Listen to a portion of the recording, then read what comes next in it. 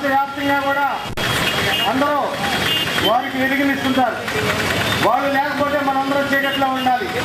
అందరికీ నేను తెలుగుదేశం పార్టీ ఆ రోజు CPM party, CPI party, BJP మాట పెట్టుంటే ఆ రోజు వారు కానీ తెలంగాణ విమోచన ఇచ్చిన ఉత్తరంలో ఆంధ్రప్రదేశ్తో హైదరాబాద్తో కూడిన ఆంధ్రప్రదేశ్ మాకు కావాలని చెప్పిన ఉత్తరాలు ఇచ్చుంటే అన్ని రాజకీయ పార్టీలు, కాంగ్రెస్ పార్టీ కానీ, తెలుగుదేశం పార్టీ కానీ, సిపిఎం పార్టీ కానీ, సిపిఐ పార్టీ కానీ, బీజేపీ పార్టీ కానీ, మజ్లిస్ పార్టీ కానీ, మరి ఇతర పార్టీలు అన్ని కూడా ఆ రోజు వారు ఇచ్చిన ఉత్తరంలో ఒక మాట పెట్టుంటే ఈ రోజు ఆంధ్ర రాష్ట్రంలో ఈ విధమైన దౌర్భాగ్య పరిస్థితి వచ్చేది కాదని చెప్పి కూడా మీ అందరూ నేను తెలియజేస్తున్నాం.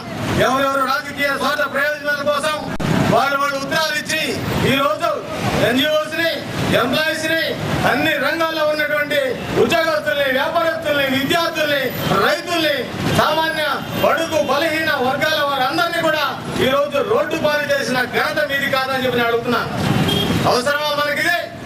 50 సంవత్సరాలు లక్షల కోట్ల రూపాయలు వెచ్చించి హైదరాబాద్ ని తయారు చేసుకుంటే ఈ రోజు హైదరాబాద్ మాది, మీరు వెళ్ళిపోండి, అందరంతా హైదరాబాద్ వెళ్ళిపోండి అని చెప్పి ఒక వార్నింగ్ ఇచ్చాడు. నేను ఒకటే అడుగుతాను ఈ ప్రభుత్వాన్ని, నిన్నగాక మొన్న ప్రకటించారు, ఒక్క గంట టైం మాకిండి మీ ఆంధ్ర సంబంధించిన విగ్రహాలు, మీ ఆంధ్ర సంబంధించిన ఉద్యోగస్తుల్ని అందరం ధరేస్తామని చెప్పి కేసీఆర్ అన్నప్పుడు ఈ ప్రభుత్వం ఏం కళ్ళు మూసుకొని ఉందని చెప్పి అడుగుతున్నాం. అదే ఖబర్దార్ కేసీఆర్, ఇదే చెప్తున్నాం మేము మీకు ఒక్క గంటే కావాలి, మేము కన్ను మూసి కన్ను తీసే లోపల మీ ఎంతో చూస్తాం. మీకు ఒక్క గంట కావాలి, మాకు కనరెప్పు పాటు సమయం చాలు మీ ఎంత చూడటానికి, కానీ మేము బంతానికి పోవడం లేదు.